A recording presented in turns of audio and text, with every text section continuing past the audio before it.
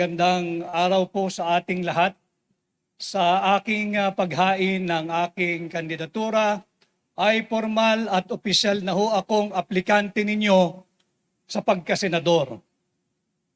At sa gitna ng tila nakabibinging katahimikan at pagkonsinti sa kaliwat kanang korupsyon at higit pang korupsyon, kagaya po ninyo, hindi ko rin matanggap na magpatuloy ang ganitong uri ng baluktot na pamunuan. Kung kaya nadinig ko at tumugon ako sa pakiusap ng ating mga overseas Filipino workers at tumugon ako sa hamon ng hakbang ng maisog na pamunuan ang tunay na oposisyon.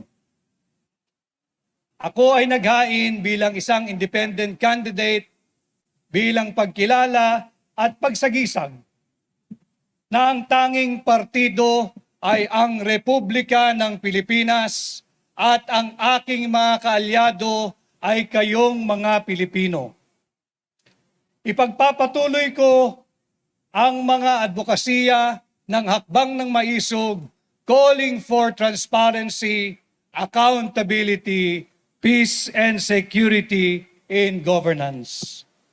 At bagamat mabigat ang landas na tatahakin, panatag po ang aking kalooban na higit na mas nakararaming Pilipino ang kasama ko dahil alam ko kayo ay pagod na sa korupsyon, sa droga at marami pang korupsyon.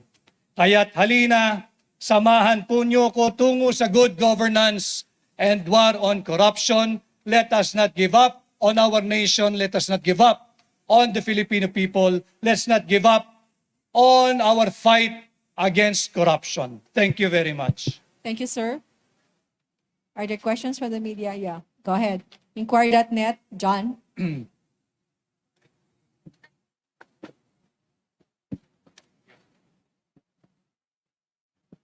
Sir, good afternoon. Good afternoon. Sir, earlier I picked up you said that you represent the real opposition The real, ang tunay na oposisyon. as opposed to whom po, sir? Dahil wala ng oposisyon. Maraming nagpo-post during na oposisyon and wala naman tunay na oposisyon. What about, sir, yung mga sa Liberal Party, sir?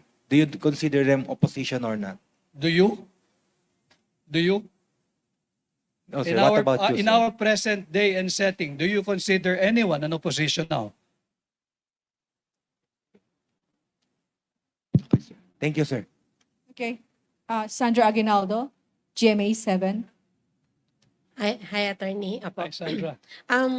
Ngayon po na sabi nyo nga parang kayo yung magre-represent na real opposition. Pero po ba kayong nasaksihan while you were in Malacanang na katiwalian ayon nga po sa sinabi nyo na yung advocacy nyo to fight corruption? you willing po ba kayo na isiwalat yon sa publiko? You covered us during the campaign, Sandra.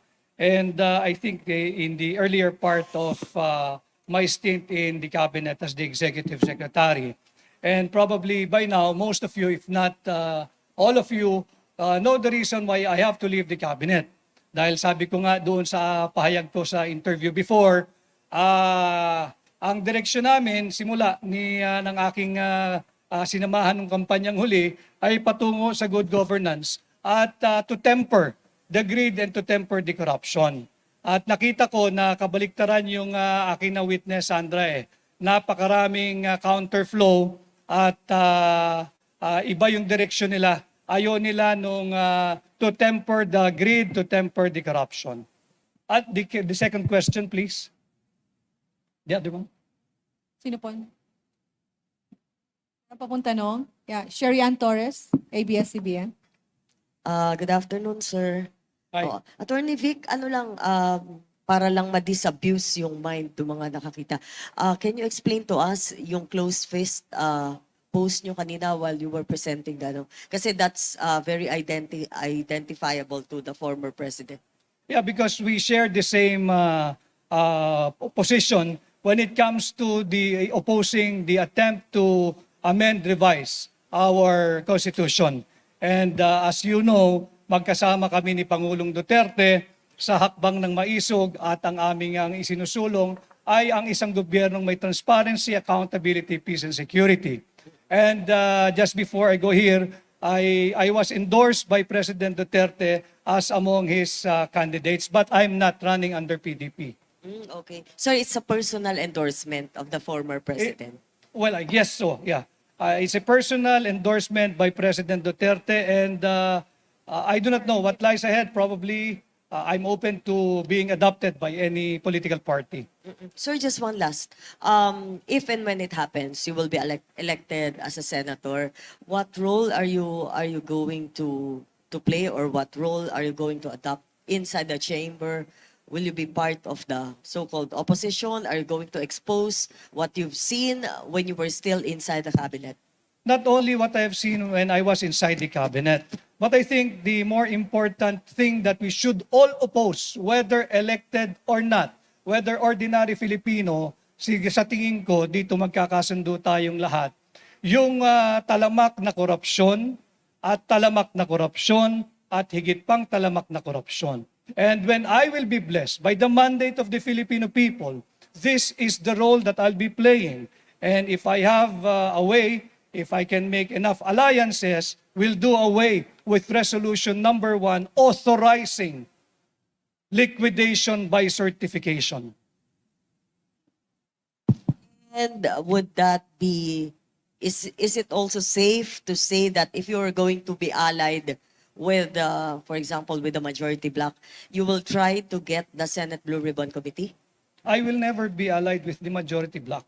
I am running because I took up the challenge to lead the real opposition. Are there any more questions? Okay. Wala.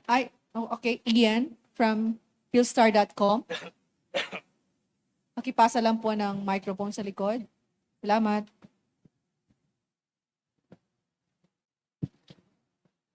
Attorney, to clarify lang, how would you define what you're saying na real opposition na magiging kayo, if ever? Para lang po malinaw. Malinaw naman sa mga kababayan natin, iyan, ano? Malinaw sa kababayan natin na walang nagsasalita sa gitna ng kaliwat kanan, talamak na korupsyon, laganap na droga at kriminalidad. And I think all elective positions, lahat ng mga elective post at yung mga nahalal in the current Congress, whether Senate or the House of Representatives, duty bound sila na pangalagaan ang interes ng Pilipino, hindi ng iisang partido, hindi ng kung sinong politiko, at higit sa lahat, hindi ang interes ng mga oligarko.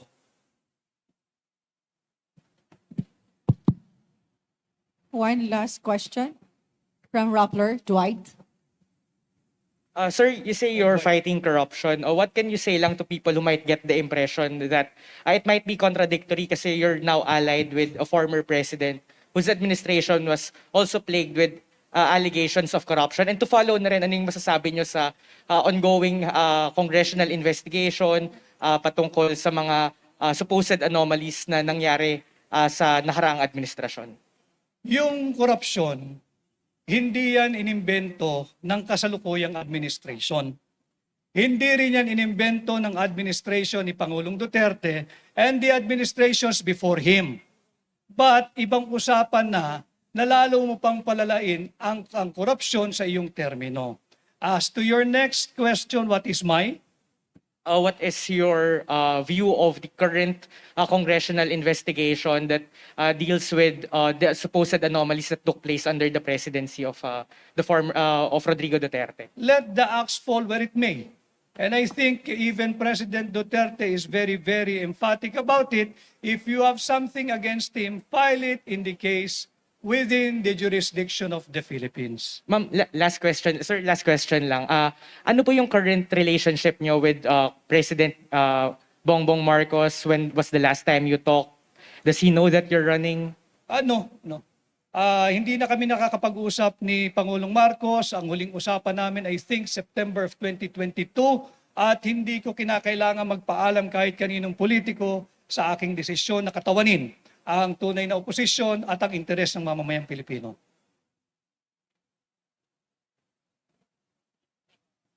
14 seconds. Opo. Okay na.